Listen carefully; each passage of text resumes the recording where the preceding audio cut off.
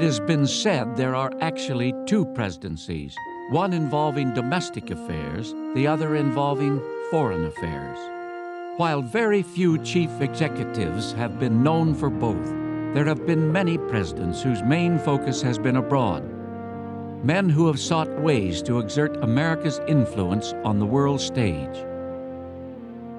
That was certainly the case for our fifth president, a visionary diplomat named James Monroe.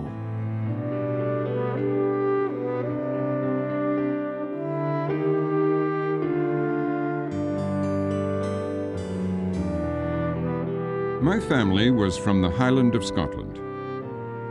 My ancestor emigrated about 1645 and settled in Virginia, where I was born. The cause of liberty animated my youthful days and will command my best efforts in its support, so long as I shall be permitted to live. James Monroe was our first, if you will, missionary president. Monroe saw the country in much more of a relation to the world and the development of the world than had some of the leading citizens of the older generation, which simply wanted to try to keep the ex-colonies safe by keeping them as isolated as possible. He was the first to see and believe that the world was bound to move in what we now would call a democratic direction. In 1790, with the support of his lifelong mentor, Thomas Jefferson, James Monroe was elected to the U.S. Senate. And 4 years later, President George Washington ordered him to cross the Atlantic and serve as his minister to France. It fell to my lot to be employed a long time, and at the most difficult periods, in missions to foreign powers. My mission to the French Republic was when the French Revolution was at its height. But in Paris, Monroe allowed his unrestrained enthusiasm for the French to undermine his country's official policy of neutrality. And in 1796, an angry President Washington abruptly issued a recall. Monroe was mortified. In a private letter, he called Washington insane. I was charged with a failure to perform my duty and recalled from it and censured. But if he supposed I would submit in silence, he was mistaken. Returning home to his Virginia estate, Monroe wrote a fiery 407-page defense of himself, blasting Washington for his incompetence in foreign affairs. His tough stance impressed his fellow Republicans, and in 1799 he was elected governor of Virginia. Just 3 years later, Thomas Jefferson, who was now the newly elected president, appointed him to negotiate the purchase of New Orleans from France. Monroe outdid himself, helping to orchestrate the Louisiana Purchase, which doubled the size of the United States. His vision of a vastly expanded America was taking hold. In 1811, Monroe became Secretary of State under James Madison. And during the War of 1812, as the only man in government who had fought in the Revolution, he was also named the country's Secretary of War. By war's end, he was catapulted into the presidency. It is particularly gratifying to me to enter on these duties at a time when the United States are blessed with peace. Monroe took the oath of office in front of the burned-out Capitol, destroyed by the British during the War of 1812. It was the first time an inauguration was held out of doors, establishing a new precedent for inaugural ceremonies to come. He moved his family into the executive mansion, which had also been burned by the British and was still under reconstruction. With a coat of white paint to help cover the fire's scorch marks, it was now for the first time referred to as the White House. Our country may be likened to a new house. We lack many things, but we possess the most precious of all, liberty. Even in his day, Monroe looked old-fashioned. His hair was worn long and tied back with a black ribbon, and he dressed in knee breeches. But in his presidential actions, he was anything but old-fashioned, becoming an aggressive expansionist at every opportunity. He pushed the nation's frontier 1,500 miles westward to the Yellowstone River, and he allowed American troops to invade Spanish-owned Florida. This is not a time to think of repose. Great interests are at stake. It led to the signing of the Transcontinental Treaty, transferring Florida to the United States and consolidating the young nation's hold on the continent.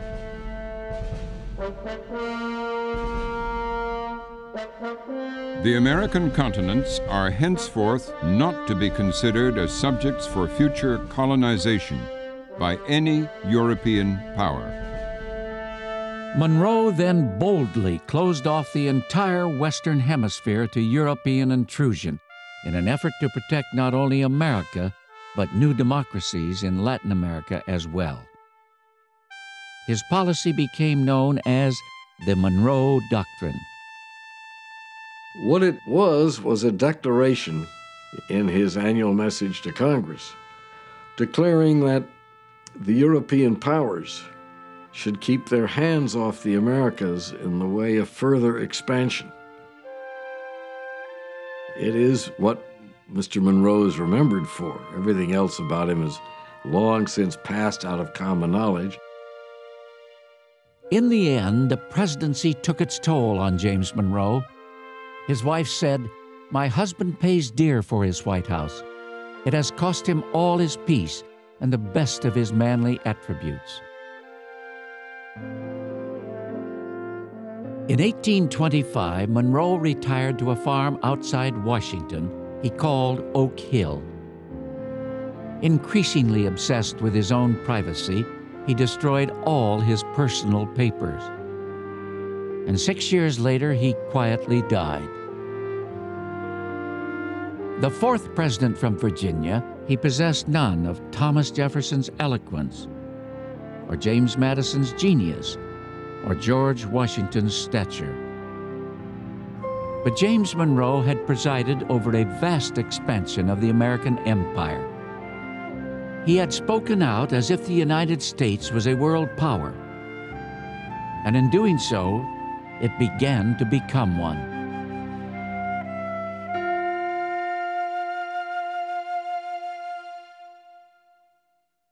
In the 80 years after James Monroe, presidents continued to expand the boundaries of the nation.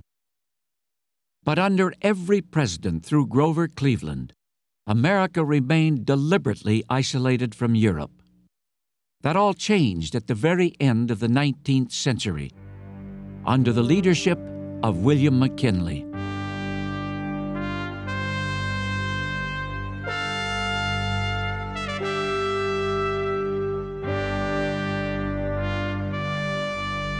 We are all here to do something, to work out a destiny. Drifting will not do. It is essential to have a purpose. William McKinley was a widely respected lawyer from Canton, Ohio. A distinguished Civil War veteran, he threw himself into politics to fill a void in his life after his baby daughter succumbed to typhoid fever, his second child to die in just 2 years. Serving 6 terms in Congress, he was patient and courteous and always meticulously dressed. And it was said he was the only man in Congress with no enemies. He was also totally devoted to his wife Ida, who suffered from periodic seizures and severe depression. Only those who have suffered in a similar way can appreciate the keenness of such affliction. Oh, if you could have seen what a beauty Ida was as a girl. By 1891, he was elected governor of Ohio, and it then wasn't long before his name was put forward as the Republican candidate for president. McKinley launched what became known as his Front Porch Campaign, and during the summer of 1896, 750,000 people made the pilgrimage to Canton, Ohio, to hear him speak. I have never been in doubt since I was old enough to think intelligently that I would sometime be made president. His first act upon learning of his election was to seek out his mother and kneel for her blessing. The old lady, who had always wanted him to become a clergyman, prayed, "O God, keep him humble."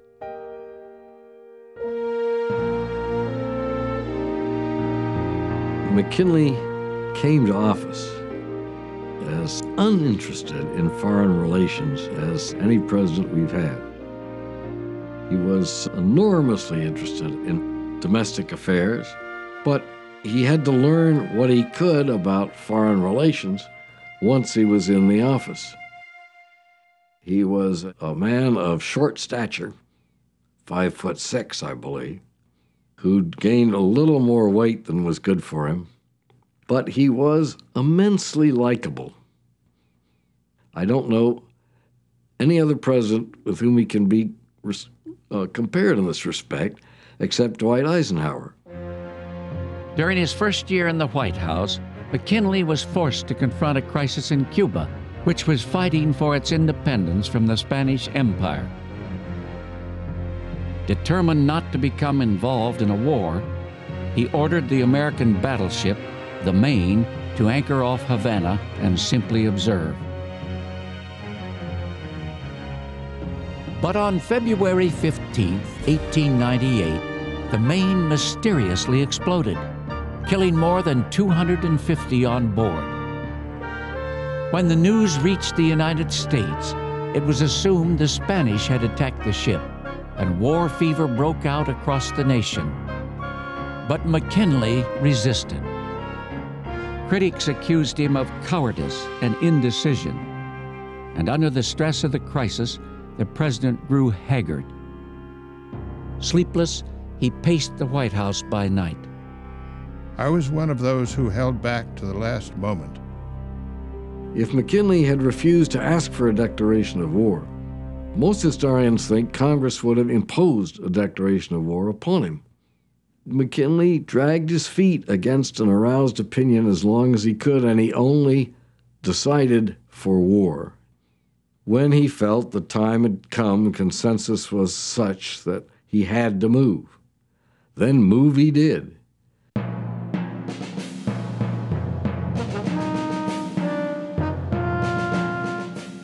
McKinley threw himself into the job of Commander-in-Chief, transforming a corner office in the White House into the first modern war room.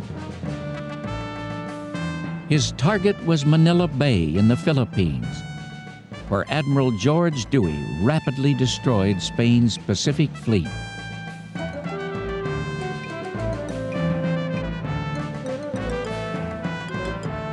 The effect of this remarkable victory upon the spirit of our people and upon the fortunes of the war was instant.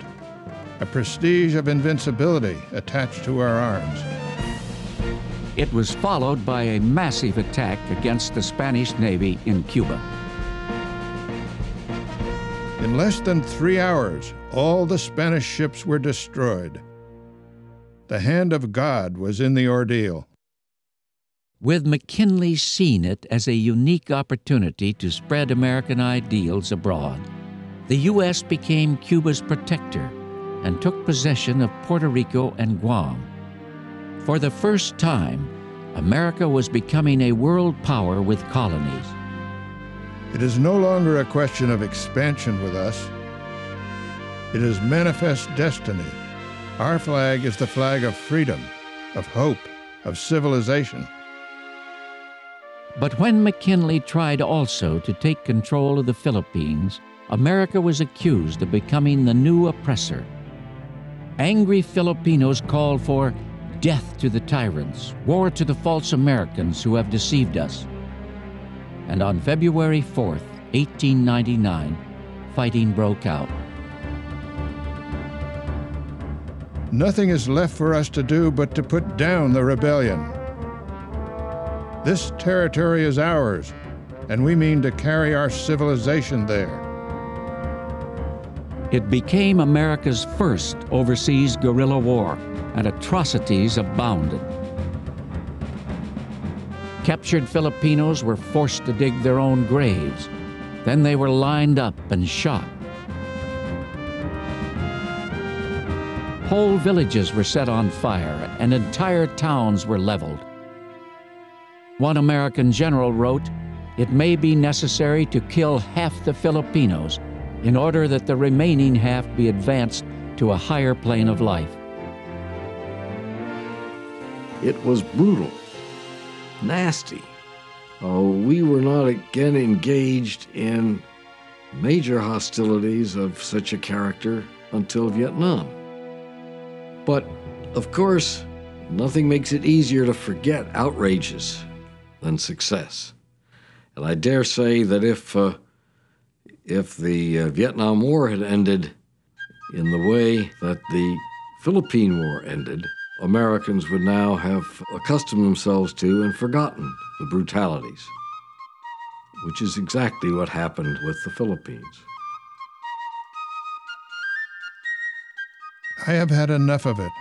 I have had all the honor there is in this place, and have had responsibilities enough to kill any man. With military success abroad and a return of prosperity at home, McKinley was easily re-elected, running with Theodore Roosevelt, the hero of the war in Cuba. I am no longer called the president of a party. I am now the president of the whole people. In the summer of 1901, William McKinley left on a victorious 6-week tour across the American continent. Mingling freely with the crowds, he was the last chief executive to do so without Secret Service protection. If it is in the mind and heart of anybody to kill me, he will do so, for plenty of opportunity will be offered him.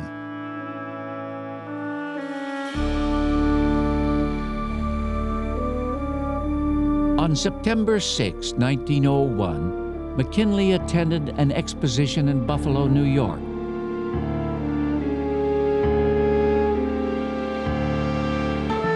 There, without warning, an assassin took aim and fired. The gunman was a Czech-born anarchist who had fired his gun twice, hitting the president in the chest and stomach. At first, it looked as if the president would survive.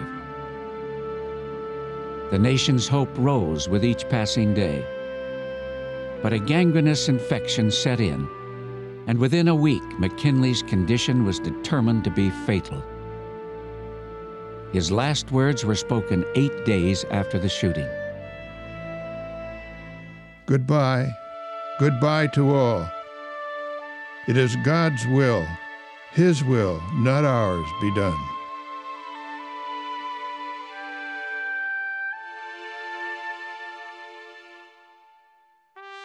He was the third American president to be assassinated, nearly 40 years after Abraham Lincoln's death and 2 decades after James Garfield was shot and killed. His coffin would rest in the East Room of the White House during a period of intense national mourning. It rained hard on the day of McKinley's funeral. As America's first modern president, he had presided over an era of international expansion. And the new president, Theodore Roosevelt, spoke for the nation when he called him the most widely loved man in all the United States. All a man can hope for during his lifetime is to set an example, and when he's dead, to be an inspiration for history.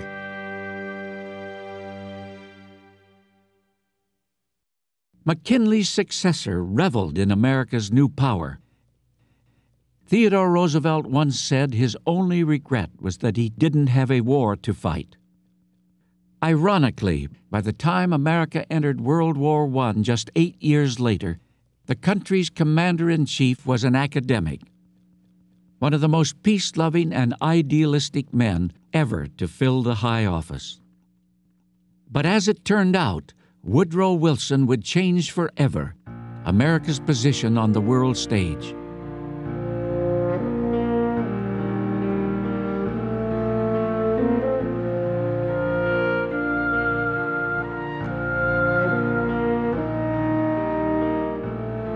The Wilson who came into the presidency in 1913 managed to excite and interest the country. The best way I can explain it, perhaps, is to say that Harry Truman, as different a sort of human being as one can imagine from Woodrow Wilson, the farmer, not the academic. Harry Truman worshiped Woodrow Wilson. That meant some kind of extraordinary ability to project. A fascinating person, and a difficult person to put all together. He had so many parts. As a young man, Woodrow Wilson was an intense and hard-working scholar. His first book, which was written while he was still a graduate student, was acclaimed the best critical writing on the Constitution since the Federalist Papers.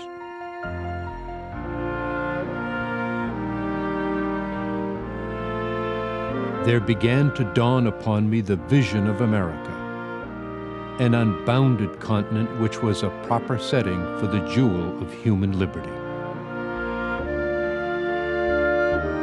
He went on to a series of teaching positions. A gifted and inspiring lecturer, he became known at Princeton University during the 1890s as a political scientist of the highest order. I have a passion for interpreting great thoughts to the world. It is my heart's dearest desire that I may become one of the guides of public policy. He and his wife Ellen had 3 daughters, and these became the happiest years of Wilson's life. By 1902, he was elected Princeton's president. I often marvel at the circumstances of my life. There has been so much sweetness and good fortune in it. But under the stresses of his public role and with his health suffering, Wilson's private life began to unravel. In 1907, during a doctor-ordered rest in Bermuda, he fell in love with an American divorcee. Wilson later called their affair an error and a madness in which he had abandoned his own high standards. It was a folly, loathed and repented of. My wife knew and understood and has forgiven. At the same time, Wilson found himself caught up in a rancorous controversy at Princeton, in which the Board of Trustees failed to support his decision regarding the location of a new graduate school. My inclination is to resign and leave them to their own devices. By 1910, he was running for governor of New Jersey. As a politician, Woodrow Wilson was bookish and austere, with a touch of arrogance. But in a day of rampant political corruption, he possessed an astonishing freshness. With his eloquence, his commitment to high principle, and an almost contagious belief in himself. My nomination for the governorship of New Jersey is the mere preliminary of a plan to nominate me in 1912 for the presidency. Wilson, that's all. Wilson, that's all. After serving less than 2 years as governor, Wilson was nominated for president by the Democrats on the 46th ballot. By always taking the political high ground in a three-way race against William Taft and Theodore Roosevelt, on Election Day, Woodrow Wilson was victorious. It is a fine system where some remote, severe schoolmaster may become President of the United States. Like McKinley, Wilson had campaigned exclusively on domestic issues, and in his inaugural address, he did not even mention the subject of the world stage. It would be an irony of fate if my administration had to deal chiefly with foreign affairs. In the White House, he launched into a grueling work schedule, hand-typing all his own letters and speeches. His principal aim would be an overhaul of the national banking system, including the creation of the Federal Reserve Board, and he assembled one of the most effective cabinets in the history of the presidency. His new freedom programs for social welfare would anticipate by 20 years FDR's New Deal. And throughout it all, his strongest supporter was his wife, Ellen. You have been so loyal, so forgiving, so self-sacrificing. How bright you make my way through every test and trial. But in the spring of 1914, Ellen collapsed. Diagnosed with a fatal kidney ailment, on August 14th, she died of Bright's disease. Wilson wrote, "God has stricken me almost beyond what I can bear." I never dreamed such loneliness and desolation possible. How empty everything seems without her. I want to run away to escape. The world itself seems to have gone mad. Although Wilson went into a crippling depression, he was forced to stay active. For just a week before his wife's death, World War I erupted in Europe. The president, who had planned to focus on domestic affairs only, was forced to enter upon the world stage. He was very conscious that if the country went to war, that would put an end to domestic reform. Wilson resisted armed intervention for 2 years. It brought him a lot of criticism. Teddy Roosevelt denounced him as a traitor and a coward. But he was aware of what the consequences would be to the country if it engaged in the European struggle. And he was horrified by what was happening to Europe. Hundreds of thousands of soldiers being killed off in battles that had no real result. Wilson wanted to spare his country that. He wanted to keep his country out of that. Who is to say that was wrong? Even after the Germans torpedoed the Lusitania and then the Sussex, resulting in American casualties, Wilson insisted on working for peace. And he agreed to continue to stay out of the war after Germany vowed to end its unrestrained submarine warfare.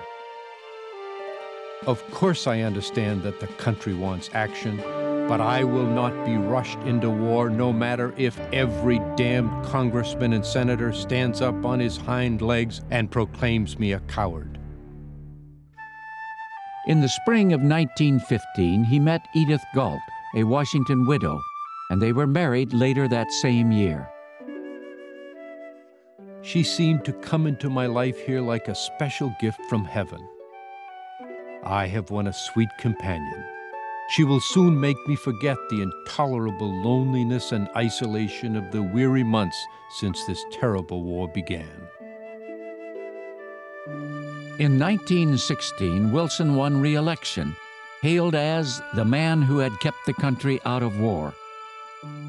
Then, just 2 months into his second term, he was abruptly forced to reverse his position. The Germans, who had begun committing atrocities against Belgians, resumed unrestricted submarine warfare. On April 2, 1917, Wilson appeared before Congress and delivered a war message. He told his audience, "The world must be made safe for democracy." It is a fearful thing to lead this great peaceful people into war, into the most terrible and disastrous of all wars. But the right is more precious than peace. Wilson presented the war, when we had to get into it, as a moral crusade. He understood perfectly well that he would have to be the inspirational leader of the country, and he would have to whip up patriotic sentiment. And so he did. Goodbye, little girl, goodbye. Goodbye, little girl, goodbye. In my uniform of blue, I'll come marching back to you. Goodbye, little girl, goodbye. 2 million American soldiers were sent to Europe. When a military draft took place, it was a blindfolded president who drew the number of the first draftee.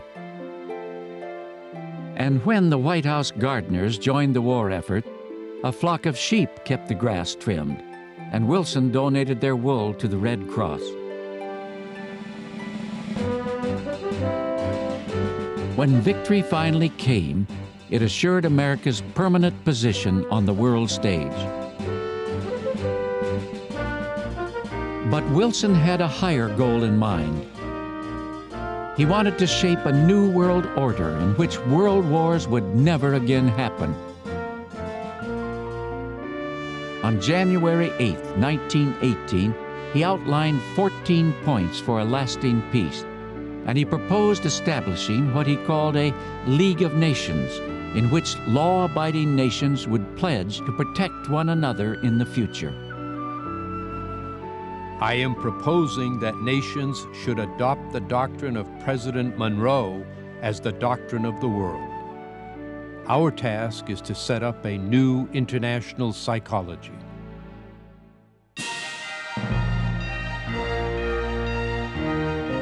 On December 3, 1918, with his prestige at an all-time high, Wilson left for Europe to take part in the Allied peace talks.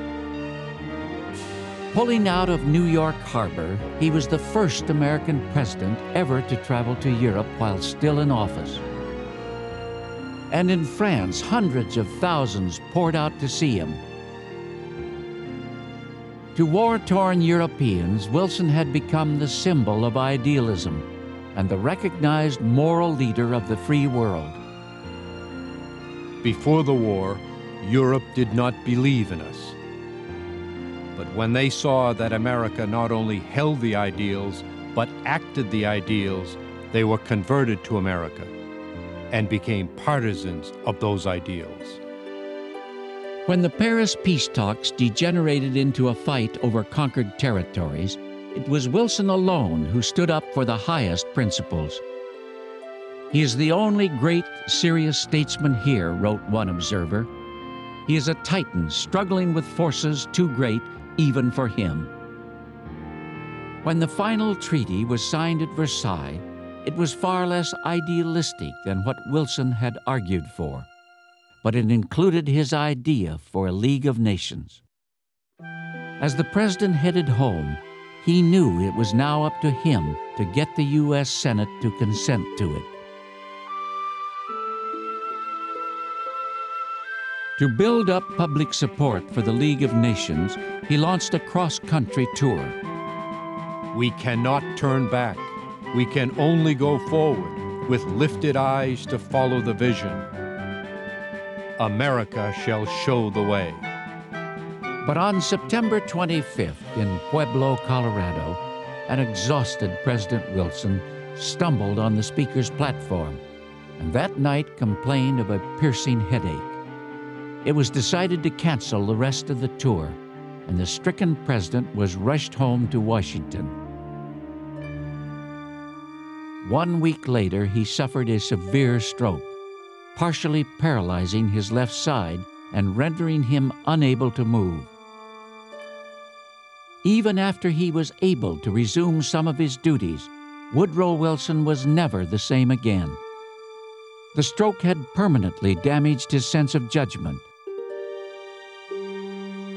As the Senate debated the League of Nations, Wilson irrationally refused to compromise on any point. And when the Senate rejected the treaty, Wilson's great dream for a new world order was shattered. I have given my vitality and almost my life for the League of Nations. If I were not a Christian, I think I should go mad. You can't be an educator to the country.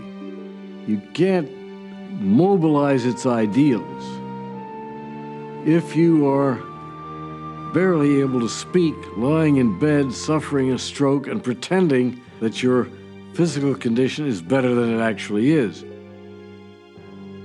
And as a result, we rejected membership in the League of Nations.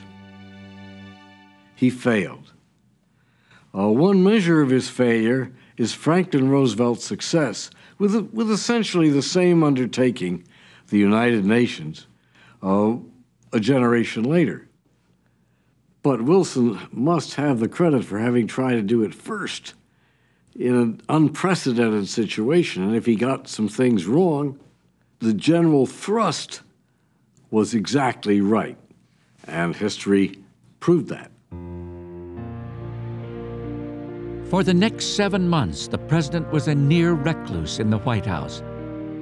His disability was the longest the presidency had ever faced, as his cabinet carried on the business of government. After leaving office in 1921, he lived just 3 more years. Taking daily drives through Washington, this complex man, who all his life had been ahead of his times, told his daughter that perhaps it was for the best that he had lost his fight with the Senate. Now, when the American people join the League, it will be because they are convinced it is the right thing to do, and then will be the right time for them to do it. America is now the hope of the world.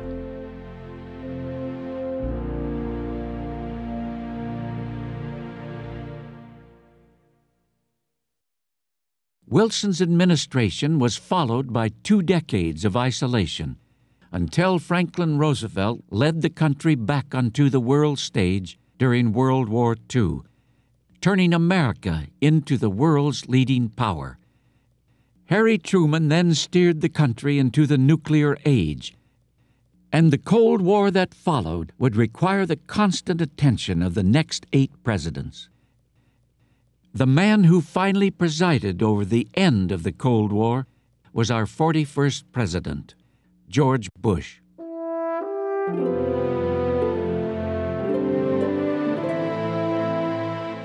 Mr. Bush did not create a new world order, but by his diplomatic and military actions, he certainly created precedents for the way in which the United States could constructively conduct itself after the Cold War. There is a thread of continuity from Monroe's vision to Bush's behavior, worth pondering. People say, well, George Bush was a man of privilege, and by that they mean money. And I was a man of privilege, but I was privileged in the question of values, a mother and father who were determined to help their kids be good people. Your mother was still instructing you when you were in the White House. Yes, she was. She was. One time, Hugh, she said, George, I noticed that, remember how President Reagan used to wait for Nancy as he got off the helicopter there on the White House lawn.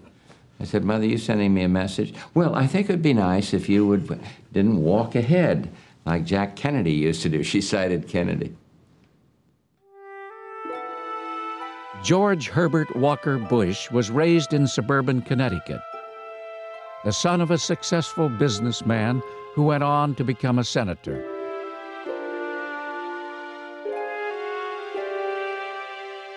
What's the best advice your father gave you about politics, looking back over it? Tell the truth, be honest, work hard, try to see the other guy's point of view while sticking to your own principles. I mean, these were truisms, you might say, that we had inculcated into us growing up, my three brothers and my sister. Bush's values were affirmed at Andover Academy, but it was his experience as a Navy pilot shot down in the Pacific that left the deepest imprint on him. What did that brush with death out there do to you when you count my shot blessings. down? Made me count my blessings. Why me? Why was my life spared?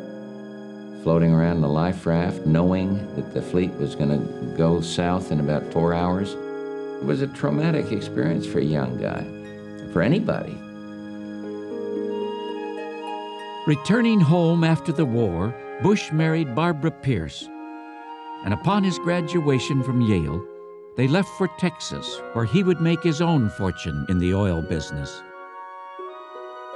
Then you had one of the tragedies of your life there, the loss of your little daughter. Well, we lost our daughter, and that was a tough experience because again though, why? Oh, dear God, why does this child have to die? The epitome of innocence to us, beauty, everything else, and there's no explanation, but all these things contribute to your life, maybe your character, to what you stand for, and that was a very, very maturing happening. It hurt badly. To help fill a void left by losing his daughter to leukemia, Bush grew increasingly interested in Republican politics. I ran in 1964, and maybe Dad's experience, though I was way out in West Texas while he was senator, had something to do, I'm sure it had something to do with my desire to be in elective politics.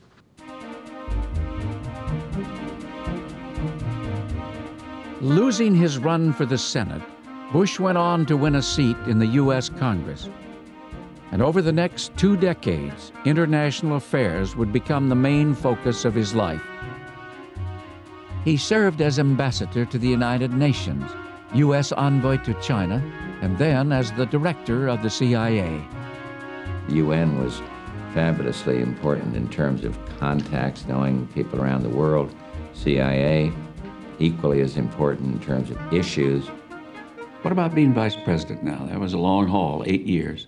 Well, had I not been vice president, I might well not have been president, because Reagan, at the last moment, put me on the ticket.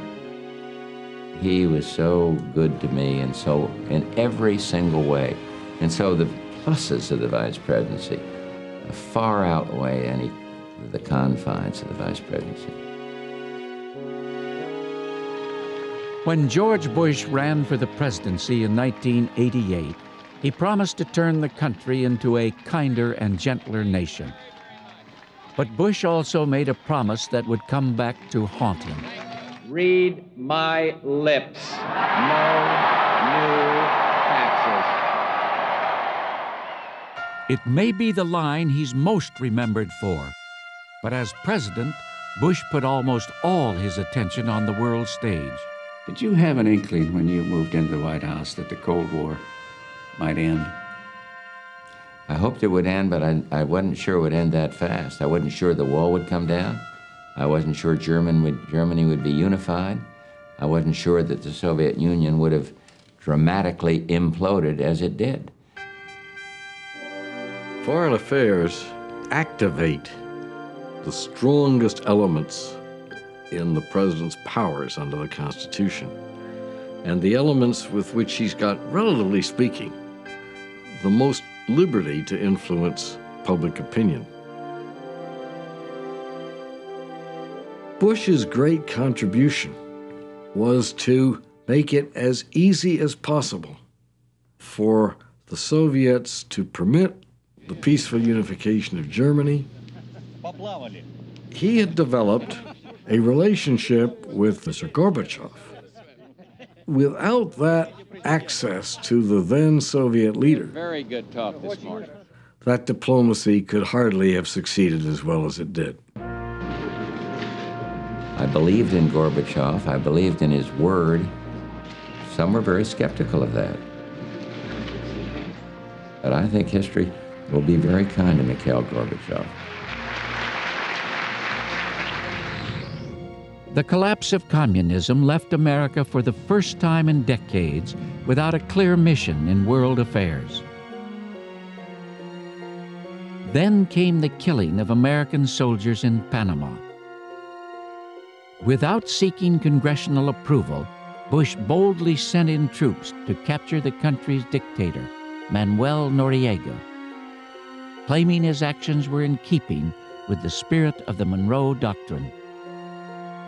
Just 7 months later came Iraq's invasion of Kuwait and the U.S. involvement in the Persian Gulf War. Bush insisted it was a matter of principle.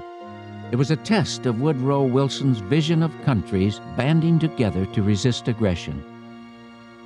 The evil against the good was so clear, made it very easy for me. Didn't make it easy for a lot of the American people at the outset. Didn't make it easier for these congressmen that fought me almost unanimously on the other side of the aisle when I asked for the authority to do what the UN had said we should do. But it was an easy call for me on principle, not on execution. George Bush used the telephone for personal diplomacy like no president before him. Calling world leaders himself, he brought together a coalition of countries to oppose Iraq, then carefully held that coalition together throughout the war. I think Desert Storm lifted the morale of our country and healed in a wonderful way some of the wounds of Vietnam. I'm sure of it. And as president, I can report to the nation, aggression is defeated, the war is over.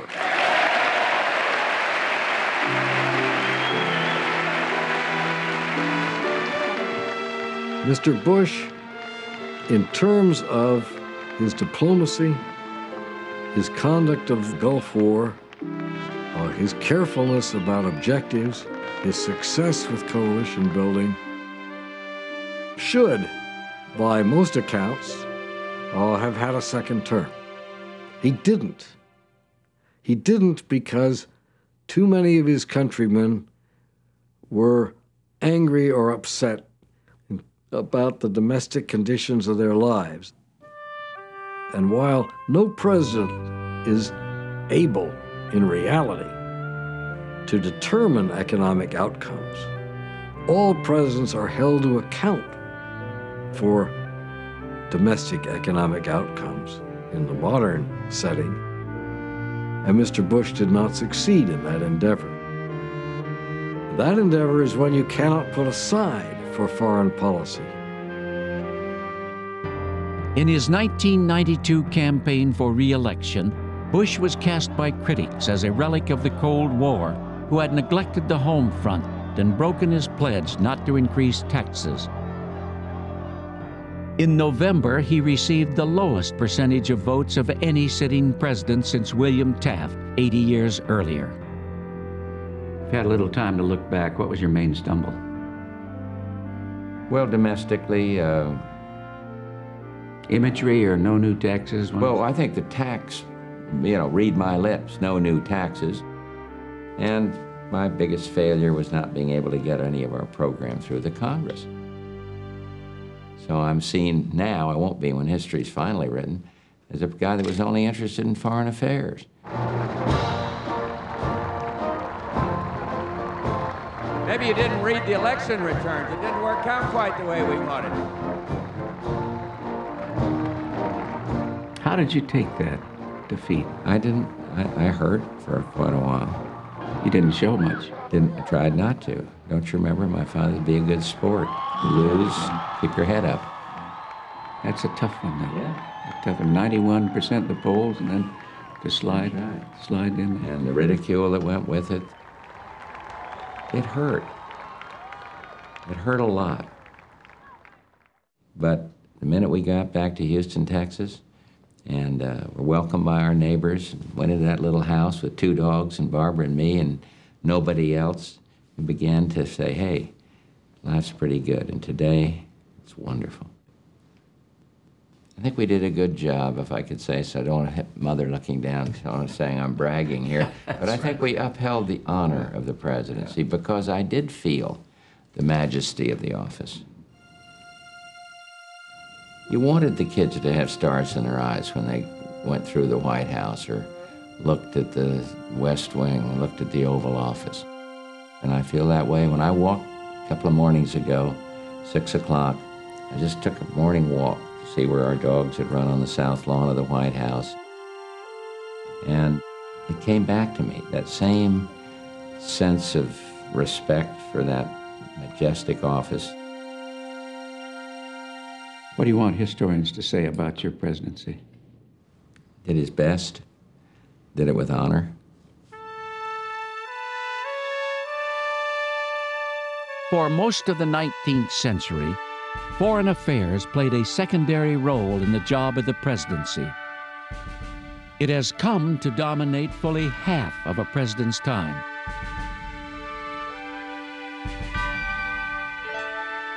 And as long as chief executives do not shortchange their domestic responsibilities, it is here, in this vast, often dangerous dimension of leadership, that presidents have their strongest powers under the Constitution and their best chance for making a mark in history.